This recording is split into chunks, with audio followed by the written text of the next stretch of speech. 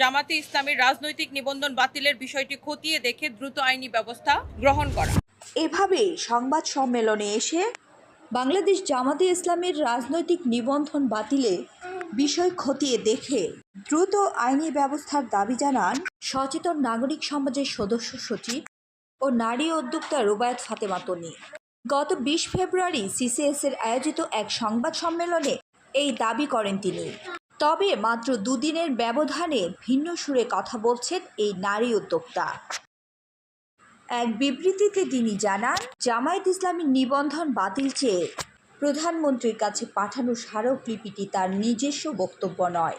এখন প্রশ্ন উঠছে, মাত্র দুদিনের ব্যবধানে কেন বদলে গেল তার অবস্থান, আর কার উদ্যোগেই বা তৈরি হয়েছিল এই আলোচিত স্মারকলিপিটি। ফেসবুক পোস্টে এক বিবৃতিতে তনি দাবি করেন, ওই স্মারকলিপিটি সম্পূর্ণভাবে অভিনেত্রী ও অনলাইন অ্যাক্টিভিস্ট নীলা ইসরাফিল ও সংগঠনের অবস্থানের ভিত্তিতে প্রস্তুত করা হয়েছিল। তিনি এর রচয়িতা নন। এদিকে সংবাদ সম্মেলনের পর থেকেই তনি এবং তার পরিবার সন্ত্রাসের হুমকি, সামাজিক যোগাযোগ মাধ্যমে মানহানি, অপপ্রচার ও অনলাইন হয়রানি সহ বিভিন্ন ধরনের লক্ষ্যভিত্তিক আক্রমণের শিকার হচ্ছেন বলে জানালেন রুবায়েত ফাতেমা তনি।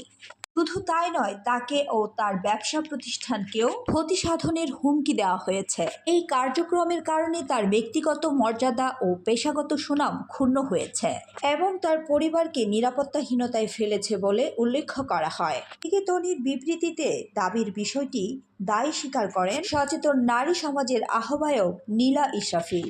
তিনি তার ফেসবুক পোস্টে দাবি করেন, প্রতি আয়োজিত সংবাদ সম্মেলন, উত্থাপিত স্মারকলিপি আর ভাষা, বক্তব্য, দাবি, সম্পূর্ণ চিন্তা চেতনা, প্রতিটি শব্দ, উপস্থাপন, রচনা, পরিকল্পনা সম্পূর্ণ দায়ভার আমার।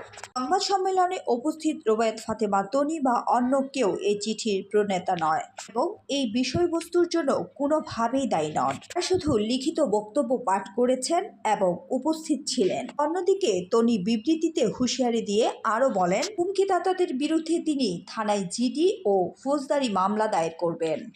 এছাড়া সামাজিক যোগাযোগ মাধ্যমে যারা মিথ্যা ও মানহানি অপপ্রচার চালাচ্ছে তাদের বিরুদ্ধেও মামলা করবেন বলে তনি জানিয়েছেন। তিনি আরও জানান, যারা অনলাইন হয়রানি আর চরিত্র হননের চেষ্টা করছে তাদের বিরুদ্ধে সাইবার আইন ও অন্যান্য আইনগত ব্যবস্থা নেওয়া হবে।